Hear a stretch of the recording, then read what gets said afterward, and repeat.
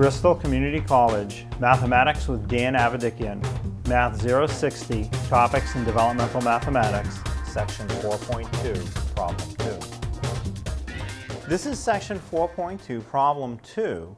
It says determine if the given pair of triangles are congruent. If they are, state the reason why, such as side, side, side, side, angle, or angle, side, angle. So if you look at the two triangles we have, they certainly look congruent. It looks like it's the same triangle, but they're not congruent. So the angles match up, but notice that's not one of the options, and that's not congruent because even though the angles are the same, you could make the sides longer and make a bigger triangle to scale. It would be a similar triangle, but not a congruent triangle. That would still have the same angles, you just made all the sides longer. So the conclusion for problem 2 is they are not congruent.